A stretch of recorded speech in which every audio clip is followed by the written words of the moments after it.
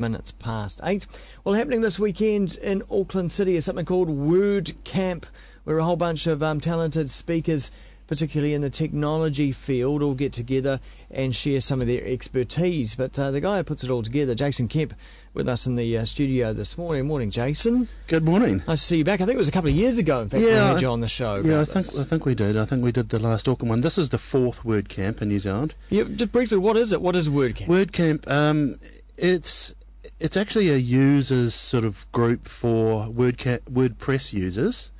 And people think that means it's probably about software, but really it's more of celebration of what these people are doing. And because it's open source, and I think just the history, just the people behind WordPress. Well, so WordPress was traditionally what, a blogging platform? It started off as a blogging platform about probably 8+ years ago now, and what's happened is it's now on 74 million plus websites around the world. And growing like topsy, really. But a lot more people are using it for content management now, and it's pretty much takes the pain out of it. Yeah. So a lot of people might go to a WordPress website and not even know that it's a WordPress website. That's the really interesting paradox of it. And so, and the other side of that is there's actually a lot of business users who are using WordPress who don't even know they're doing it, and in New Zealand, there's a lot of high-profile examples. I just literally stumbled across the New Zealand Woman's Weekly is on WordPress. Is and it? I had no idea. And, I mean, the New Zealand Listener I knew about because I know the guys who did that one. But What Now, the kids' TV show, has moved to WordPress. And there's what I do is a weekly newsletter leading up to the event, and the thing that I do is try and pick 10 New Zealand websites every week, and I've so far had no trouble sort of doing that. Wow. So it's, I guess often if you come across a website that looks kind of like a magazine style, it may potentially be probably a WordPress website. No, I mean, it can mean anything. I mean, there are a lot of magazines on WordPress. What I mean is like the style of the site itself. Yeah. A magazine sort of style, newsy kind of website may in fact be WordPress. It could be. I mean, it's very easy to tell if you know what you're doing. But like actually at WordCamp this year, we've actually got 2 or 3 people who are highlighting and showcasing magazines, and I'm particularly excited about the guys called Digital Maori, and they're based. It's a husband and wife team based over in Rotorua, and they actually have got a whole bunch of magazine-style websites, and I think actually you might have one up on the screen now. So tangatawhenua.com. Yes, that's right, and these are the people that they're also behind Haine Harawira as a website, and I'm really pleased that we've got them because Nick, who's the wife, does sort of the design and the tech stuff. Right. And so it's a joint presentation. She's going to sort of talk about sort of the nuts and bolts of how it works. And then Patawa is going to talk about sort of the content and all of the other stuff. And I think that's really probably even more interesting. I mean, in essence, in the early days, people got together and talked more about the technical stuff. Coding and stuff.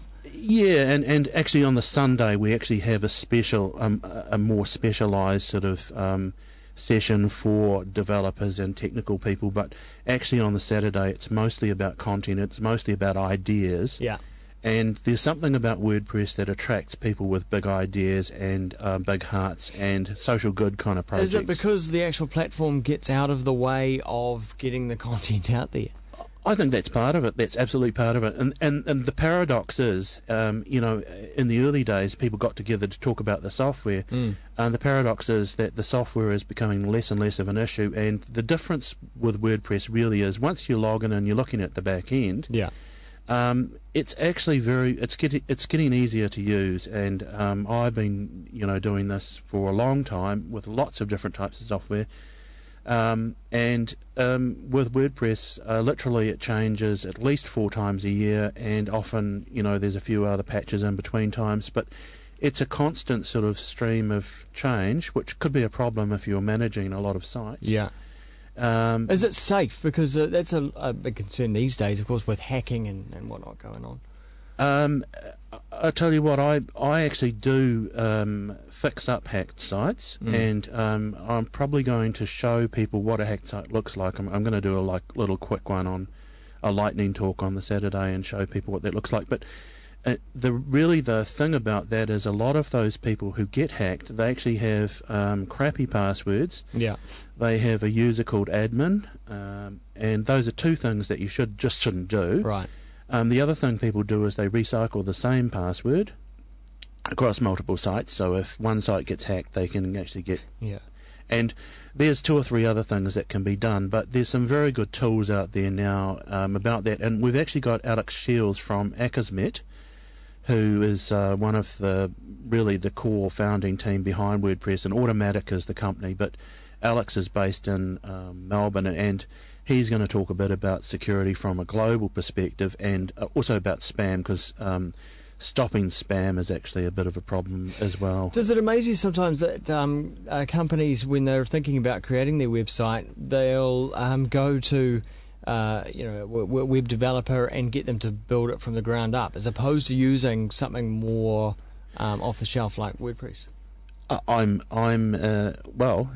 I think it's actually no two WordPress sites are the same. Yeah. So even if you do use the WordPress core, because of the combination of the theme, which is really the design elements, and the plugins, like the function set that you use, yeah. I look after well over 100 sites, and even though a couple, probably I've got 2 or 3 sites who use the same theme, yeah. they're all different. And the thing is that if you work with a designer, you can actually make a site look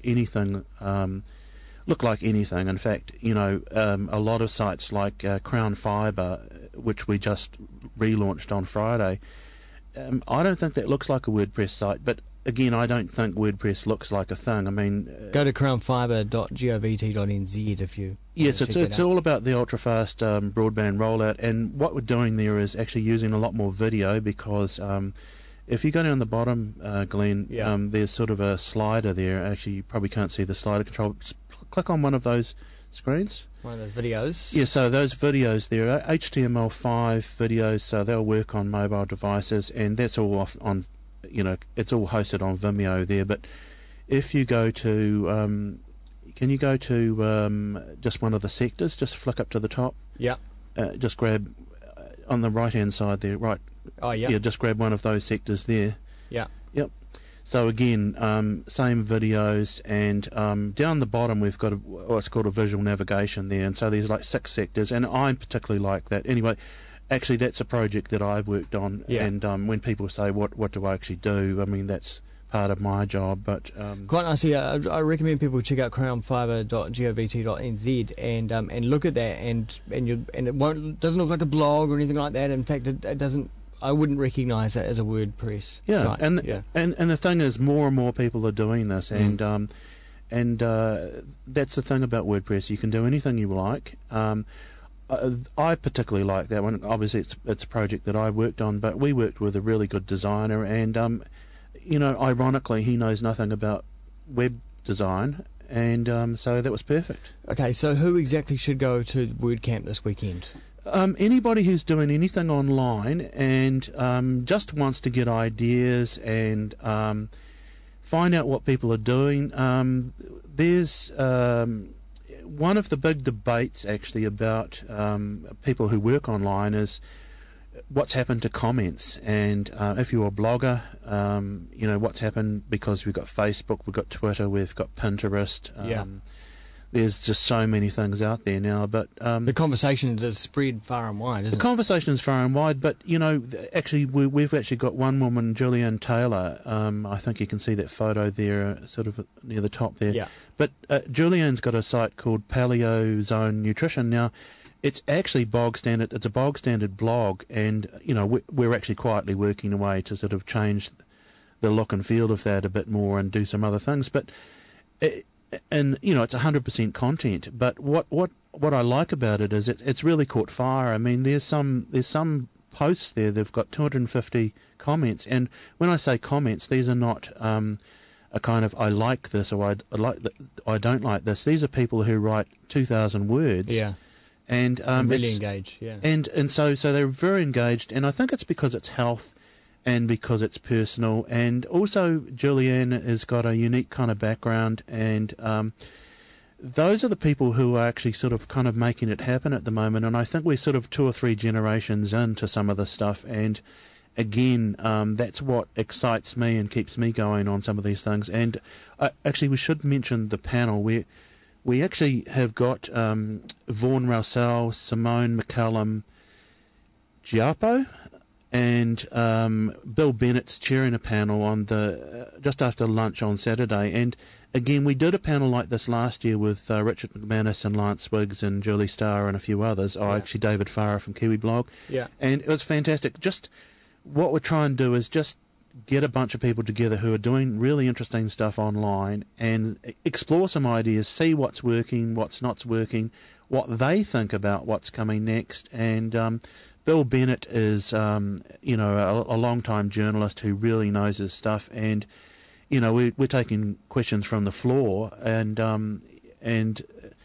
all of these sessions, we've left plenty of room for people to ask questions, so, we're not really waiting around. Sounds like a great event to go off to and check out, and all the details are up at wordcamp.org.nz, or the ticket details and all that, and how to get it's involved. Only $50 for the day, and as say on Sunday, we've got the developers and tech thing as well. Nice. Jason Kemp, thanks very much. On Twitter...